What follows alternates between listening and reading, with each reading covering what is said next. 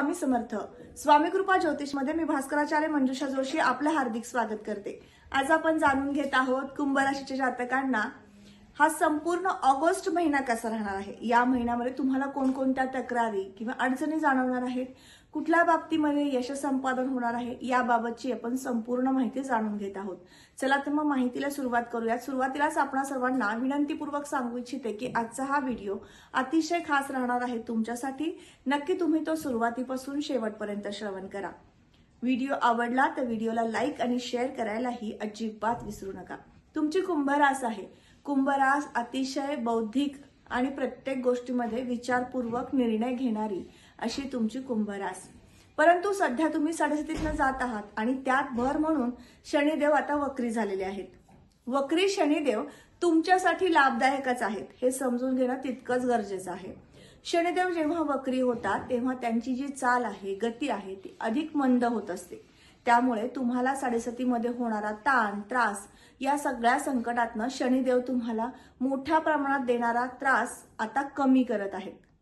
अर्थात तुम्हाला हा संपूर्ण महिना कुठल्याही कामामध्ये प्रसन्नता प्राप्त करून देणं आणि त्या कामाची आवड निर्माण करून देणं, त्या कामामध्ये एकसंघता निर्माण करून देणं आणि तुमचं व्यक्तिमत्व उंचावणं असे शुभ परिणामकारक फळ शनी महाराज तुम्हाला प्राप्त करून देतील, कारण ते तुमचे लग्नेश आहेत. त्याचबरोबर धनस्थानाच्या दृष्टीने विचार केला तर धनस्थानामध्ये असणारी मीन रास, गुरुदेवांची रास, गुरुदेवांचं गोचर हे वृषभेतनं होत आहे. त्यामुळे पैशा संदर्भातल्या ज्या काही अडचणी होत्या, अडथळे येत होते किंवा वारंवार एखाद्या ठिकाणी गुंतवणूक होत होती पण त्या गुंतवणुकीतनं लाभ होत नव्हते, तर आता या महिन्यामध्ये तुम्हाला ते लाभ सुद्धा प्राप्त होतील. वृषभेतनं मंगळदेवांची आणि गुरुदेवांची युती तुम्हाला विशेष लाभाकडे घेऊन जाणारी ठरणार आहे. त्याचबरोबर या महिन्यामध्ये तुम्हाला वडिलोपार्जित प्रॉपर्टी संदर्भातील काही कार्य करून घ्यायचे असतील तर त्या संदर्भात सुद्धा शुभ संकेताचा हा संपूर्ण महिना ठरणार आहे. त्याचबरोबर तृतीय स्थानाकडे वळूयात. राशीपत्रिकेतील 3रं घर, ज्यावरून आपण पराक्रम, परिश्रम, कीर्ती, प्रसिद्धी पाहत असतो. तर ज्यांचं मीडिया क्षेत्राशी रिलेटेड काम सुरू आहे तर अशा वर्गाला उत्साह मोठ्या प्रमाणात तुमच्याकडनं काम करून घेताना दिसणार आहे आणि त्या माध्यमातून तुम्हाला प्रसिद्धी सुद्धा मिळणार आहे. याचबरोबर राशीपत्रिकेतील 4थ स्थानाकडे वळूयात. हे 4थं घर तुम्हाला वाहन, वास्तू सौख्य, मातृसौख्य दर्शवतं. या ठिकाणी गुरुदेवांची मंगळदेवांची युती आहे. वृषभ रास आहे. शुक्रदेवांचं गोचर हे तुमच्या सप्तमातनं होत आहे. त्यामुळे घरामध्ये एखादं शुभ मांगलिक कार्य घडून येणं आणि त्या निमित्ताने आईची भेट होणं किंवा तुमच्या कुटुंबाला एकत्र येण्याचे संधी मिळणं आणि त्या माध्यमातून आनंद, उत्साह तुमच्या जीवनामध्ये नवीन काहीतरी घडून येणं असे शुभ संकेत तुम्हाला या महिन्यात प्रकर्षाने प्राप्त होतील. त्याचबरोबर वास्तूचं सौख्य आणि वाहनाचं सौख्य सुद्धा तुम्हाला या महिन्यात मध्यम स्थितीमध्ये दर्शवत आहे.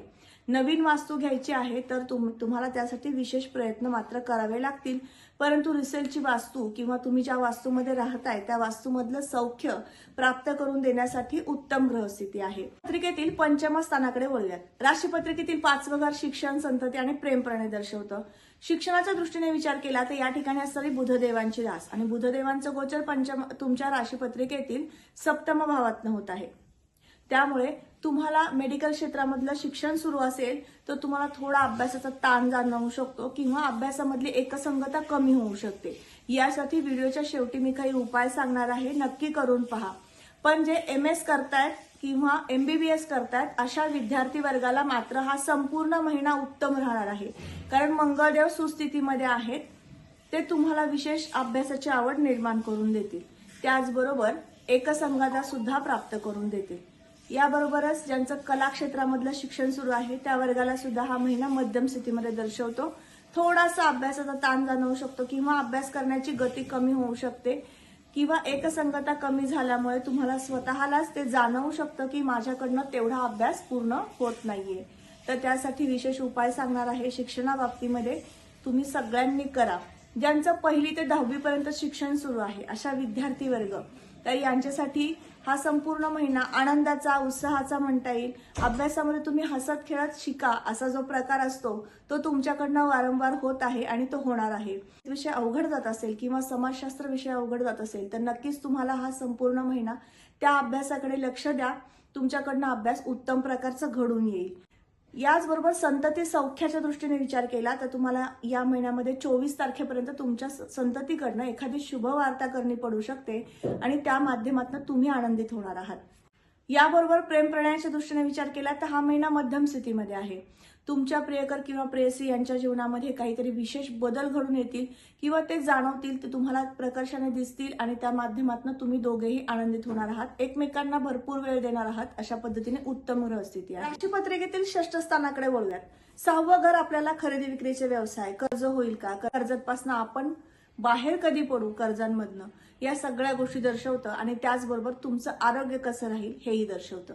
आरोग्याच्या दृष्टीने विचार केला तर या महिन्यामध्ये थोड्याफार प्रमाणात तब्येतीच्या तक्रारी निर्माण होऊ शकतात. मोठ्या प्रमाणातील कुयोग नाहीत. ज्यांना शुगर, बीपी, थायरॉइड यासारखे आजार आहेत अशा वर्गांनी मात्र स्वतःच्या तब्येतीची विशेष काळजी घ्यायची आहे. ज्यांना दमा किंवा संधिवाताचा त्रास आहे अशा वर्गाने सुद्धा विशेष स्वतःच्या तब्येतीची काळजी घ्या. आपल्यातील शनी महाराज हे वक्री स्वरूपात आहेत, त्यामुळे तुम्हाला आता या आजारांमधनं जावं लागू शकतं किंवा या आजाराच्या तक्रारी तीव्रता वाढू शकते. त्यामुळे विशेष काळजी तुम्ही घ्या. खरेदी विक्रीचा व्यावसायिक वर्ग जो आहे त्यांच्यासाठी ग्रहमान मध्यम स्थिती दर्शवतं. मोठे व्यवहार करू नका. मध्यम स्थितीमध्ये तुम्हाला व्यवसायामध्ये प्रगती या महिन्यात दर्शवून येत आहे. कर्ज किंवा ऋणमुक्त कधी होऊ हे पाहत असतो, तर त्या दृष्टीने विचार केला तर तुम्हाला 7:30 सुरू आहे. त्यामुळे विशेष उपाय करून आणि त्याचबरोबर प्रयत्नांची जोड ठेवून तुम्हाला तुमच्या कर्जातनं बाहेर पडण्याची संधी शनी महाराज प्राप्त करून देत आहेत.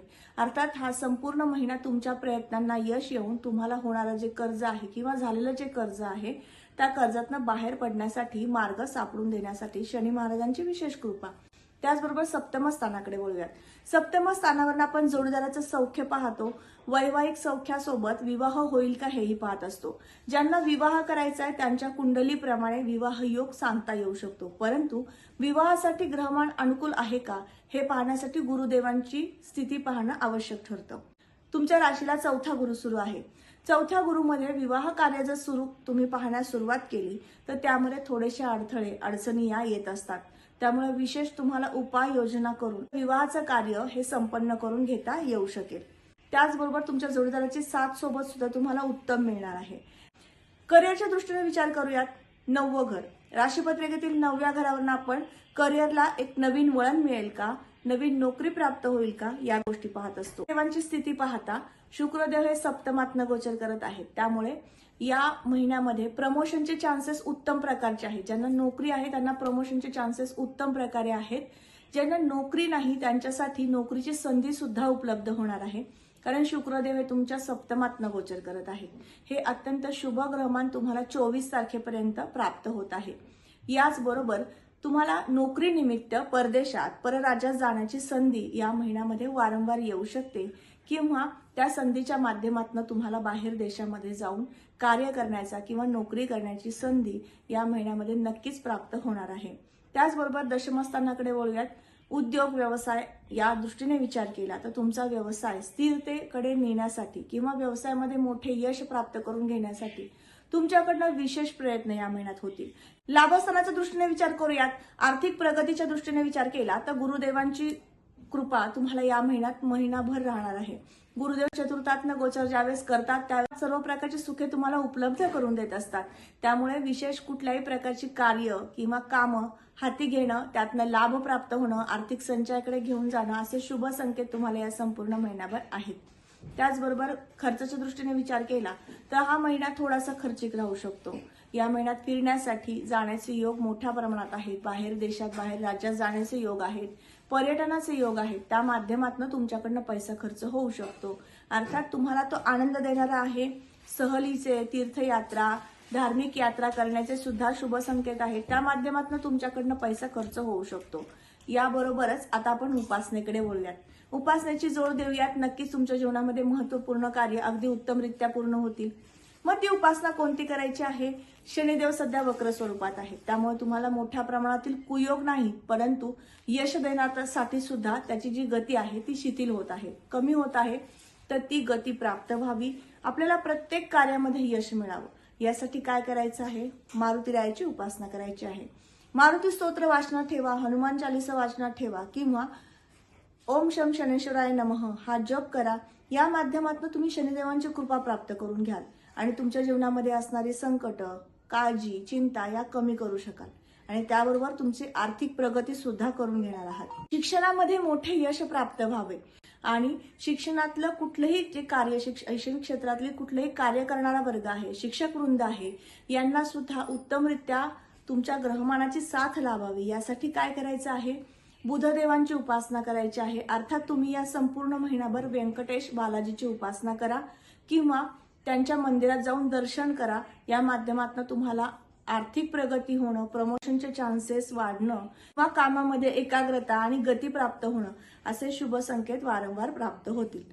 वैवाहिक सौख्य प्राप्त व्हावं, विवाहाचं कार्य जीवनात घडून यावं यासाठी किंवा तुमचा पाल्य मुलगा असो किंवा मुलगी याचं विवाहाचं कार्य तुमच्या हातून घडून यावं यासाठी सुद्धा मी आज उपासना देणार आहे। ती उपासना कोणती करायची ते समजून घ्या। या संपूर्ण महिनाभर येणाऱ्या प्रत्येक बुधवारी आणि शुक्रवारी तुम्हाला रामाच्या मंदिरात जाऊन दर्शन करायचं आहे आणि रामाला गोड पदार्थाचा नैवेद्य दाखवायचा आहे। या माध्यमातून तुमच्या घरामध्ये एखादं शुभ कार्य ज्यासाठी तुम्ही खूप प्रयत्न करताय, झटताय, तर त्या प्रयत्नाला यश नक्कीच येऊ शकतं।